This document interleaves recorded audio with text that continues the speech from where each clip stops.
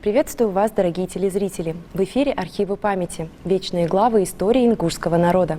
А мы продолжаем знакомить вас с выдающимися личностями. Сегодня вспомним одного из первых ингушских инженеров – Ибрагима Бунухоевича Базоркина. Человека, чьи таланты проявлялись в монументальном строительстве, а его преданность родному краю отражена в публицистике. Подробнее о его жизни нам расскажет сегодняшний гость – исследователь и архивист Берснако Газиков. Приветствую вас. Добрый вечер. Берснако Джабраилович, с чего началось изучение жизни Ибрагима Базоркина, а где вообще начались ваши поиски? Дело в том, что Ибрагим Бунухоевич Базоркин, он является ярким представителем ингушского народа из славной фамилии Базоркиных, рода Газеевых. И эта фамилия дала очень много деятелей, признанных деятелей ингушского народа, очень известных людей. Поэтому, когда мы искали материалы по истории ингушского народа, конечно, обращали внимание на фамилию Базоркиных, и в том числе на Ибрагима Бунухоевича Базоркина. Когда мы искали, а это было давно, очень давно, 20 с лишним лет назад, о нем информации было очень мало. Поэтому было известно только то, что он учился в техническом Бауманском училище. И в свое время я выезжал в Москву, в архивы, искал материалы. Поначалу мы осматривали различные справочные издания, Кавказский календарь, Тельский календарь. И там находились сведения о том, что он в 1906 и других годах он работал в Баку на приисках. Прииски, которые принадлежали миллионеру Муртазу Мухтарову. Он работал там на этих приисках, заведующим нефтяными участками. Это информация, которая была в справочных изданиях. Мы старались найти что-нибудь более конкретное, и в связи с чем мы обращались. Я посетил Бауманское училище сегодня, которое существует рядом со станцией метро Бауманская. Мы там осматривали различные документы, но, к сожалению, мы нашли только то, что он учился, но никаких таких подробных сведений не нашли. Позже мы стали работать в Государственном архиве Российской Федерации в Москве, в Гарфе. И там обнаружилось дело 1902 года, где, целое дело, оно связано с тем, что в это время в этом училище, в техническом училище, были волнения студенческие. И в том числе среди этих студентов, которые устраивали волнения, оказался Ибрагим Базоркин. И в связи с этим были проведены различные действия следственные, обыски, и ничего такого найдено не было. И он даже был какое-то время отстранен от учебы. И позже он восстанавливается и заканчивает его в 1906 году. И позже мы уже узнаем, что он работает на прииске. И эти документы, которые мы выявили, не позволили нам глубже узнать какие-то подробности. А они есть у нас сегодня? У нас есть это дело. Она, видите, справка. Мы до сих пор о нем, можно сказать, не говорили, но мы будем об этом писать, говорить об этом будем. То есть оно нигде не опубликовано? Пока не опубликовано, да. Но прежде чем говорить о Ибрагиме, мы хотим показать портрет его. Этот портрет известный, очень известный, все его знают, он помещен в интернете, есть такой. Но мы, работая дальше в Москве, мы искали, конечно, личное дело его, и нам повезло, мы обнаружили личное дело его в архиве.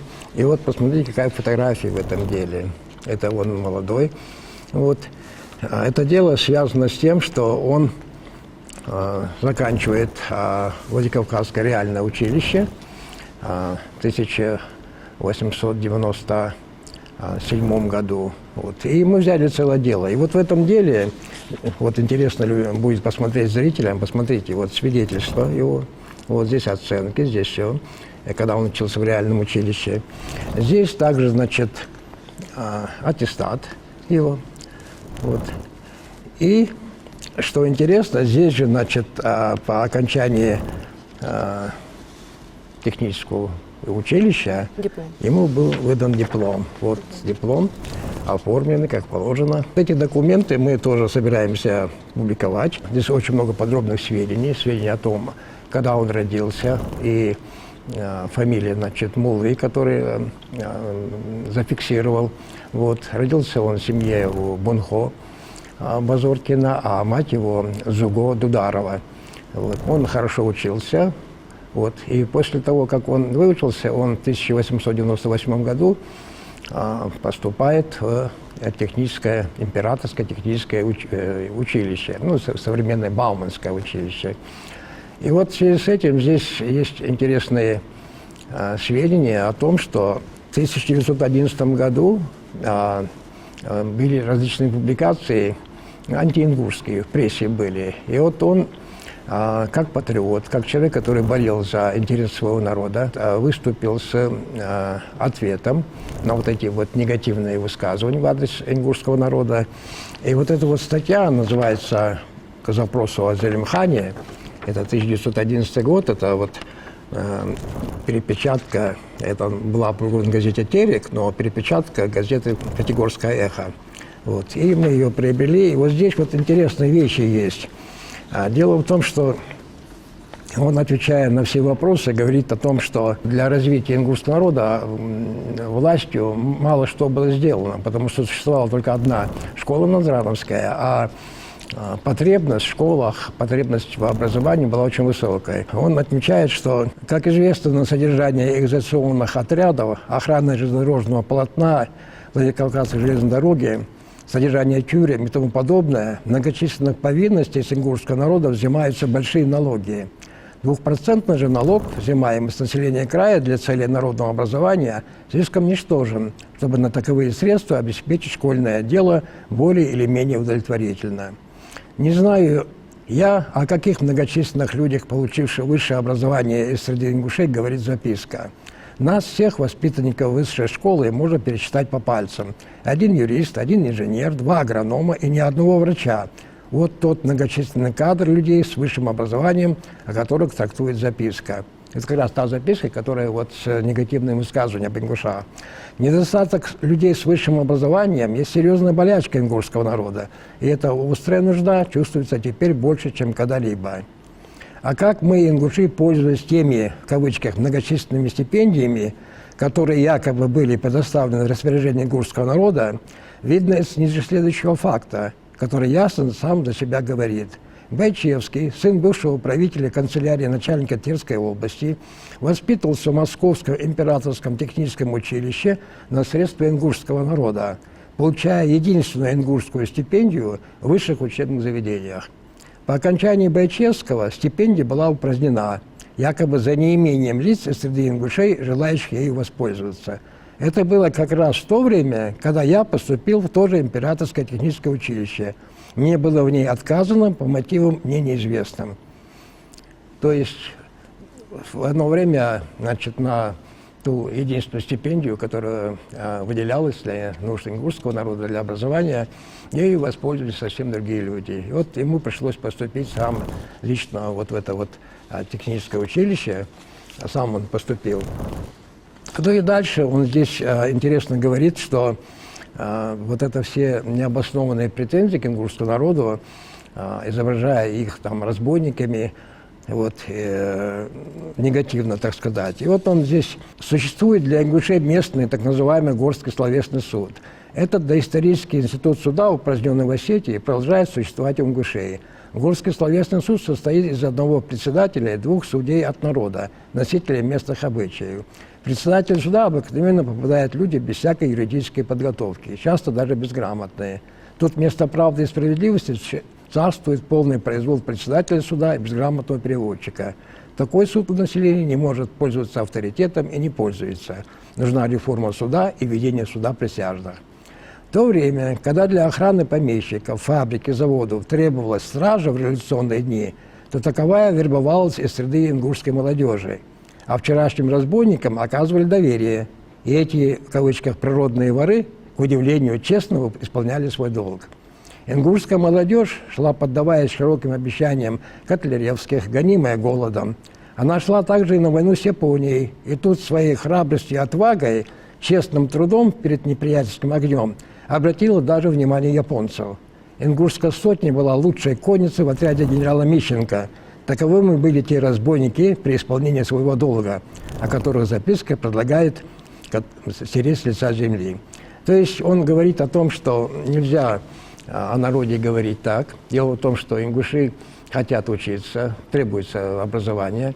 И когда надо защищать интересы страны, Родины, то действительно они исполняли с честью свой долг, защищали Родину, отличались в боях, это нам всем известно. И таким образом он дает ответ вот тем недоброжелателям, которые говорили что-то такое вот в отношении ингушского народа. Это, с одной стороны, боль за народ, человек, который переживал, который видел проблемы. И действительно он сам настаивал на том, что необходима широкая сеть образовательных учреждений, и чтобы люди могли учиться. И тогда все вопросы будут сниматься, потому что образованным людям легче разбираться в ситуации.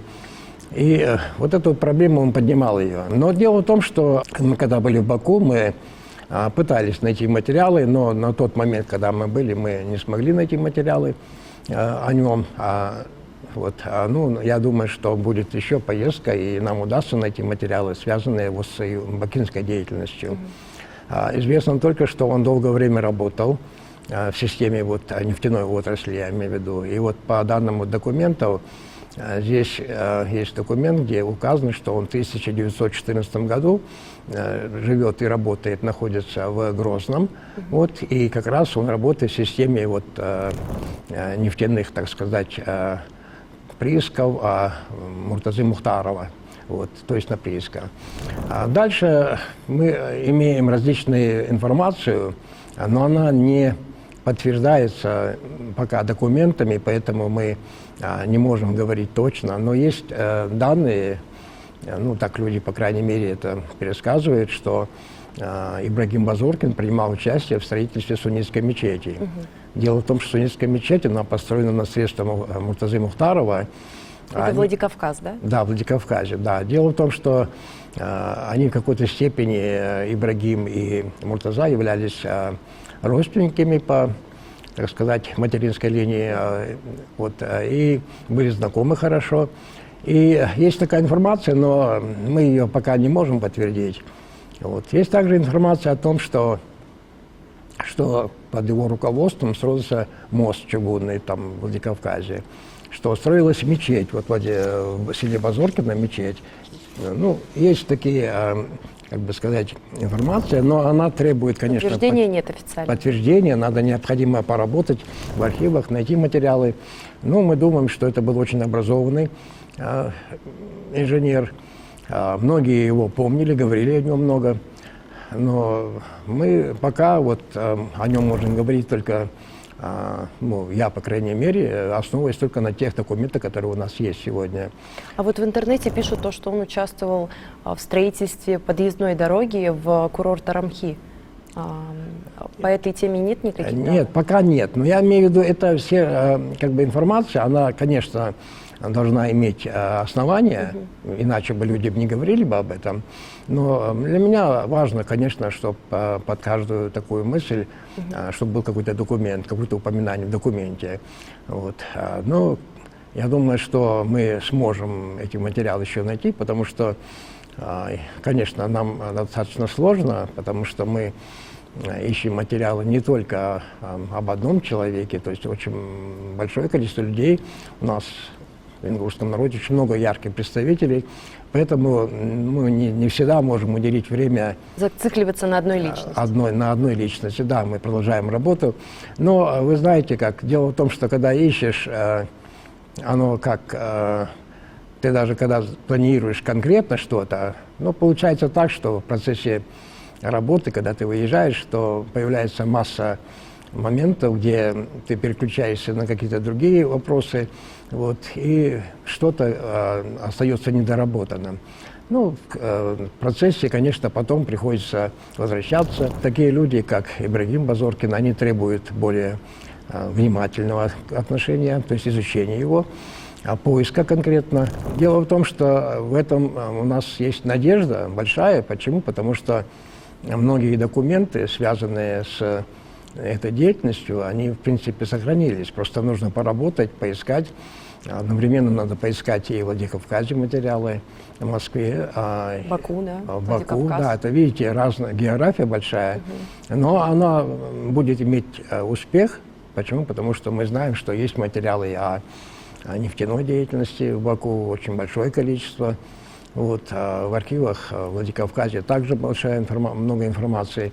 То есть требуется более тщательная работа по изучению его творчества, его жизненной деятельности. А вот то, что касается публицистики, есть ли какие-то данные об этом? Какие-то статьи, может? Ну, и мы обнаружили только пока вот эту статью, вот, о которой мы сейчас говорили. Но я думаю, что надо просто посмотреть хорошенько, потому что мы в свое время изучили, просмотрели очень большое количество газет, и в данный момент я просто из вот той богатой, так сказать, подборки, это надо будет перебрать все и посмотреть. Но я сейчас даже не готов ответить. Но они были, публикации у него, да. И мы видим, что у него и слог красивый, он умеет писать, он знает проблемы. Вот. Ну, меня обычно радует то, что обычно люди, хоть и являются специалистами какой-то области, но при этом они еще думают о нуждах народа, заботятся, стараются там облегчить участь народа. Особенно, что касается вот образования. Вот это люди, которые понимали, что без образования нельзя никак. Поэтому и представь себе 1898 год, юноша ингуш выезжает в Москву, поступает учиться. Такое, оно и тогда было очень известным учебным учреждением. Вот. И сегодня оно является одним из ведущих, можно сказать, технических заведений России. И учиться там, окончить это училище, это действительно, тем более без всякой поддержки. Вот. А располагаете ли вы какими-то данными о его семье? Нет, к сожалению, я не располагаю, но я думаю, что мы свяжемся с родственниками, потому что есть некоторые вопросы, которые знает только семья, в смысле какие-то, но они для исследователя могут оказать пользу, какую-то зацепку, чтобы что-то там лучше посмотреть. Поэтому требуется, конечно, связаться с родственниками, посмотреть.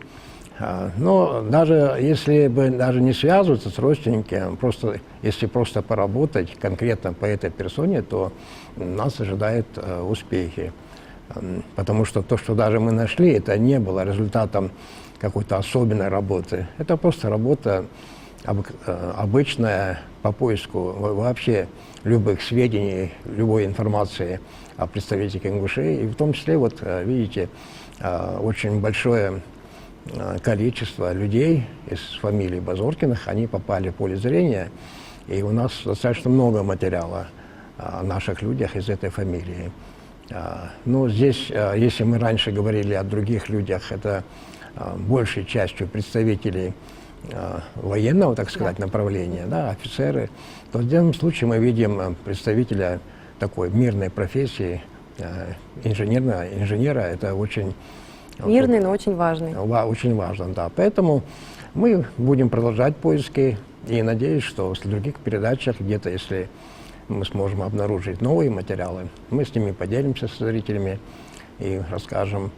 А так нам следует, конечно, помнить о таком великом нашем деятеле, как Ибрагиме Бунхоевиче Базоркине. И чаще нужно об этом говорить молодому поколению, потому что когда люди, оканчивая школу, выбирают путь, то, конечно, некоторые идут по военной линии, там кто-то идет там на врача, но нужно думать о том, что нужно идти на такие технические, так сказать, техническое образование получать.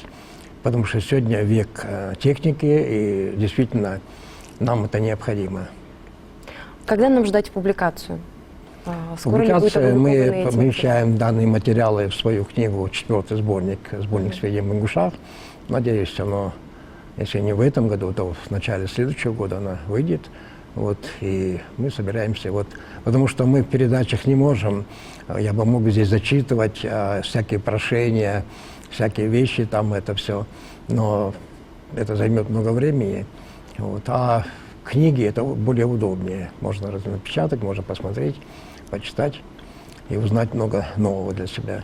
Будем надеяться, что работа будет продолжаться. Мы, в свою очередь, желаем вам успехов, Берсенкут Джабраилович. Благодарим, что пришли. Большое спасибо.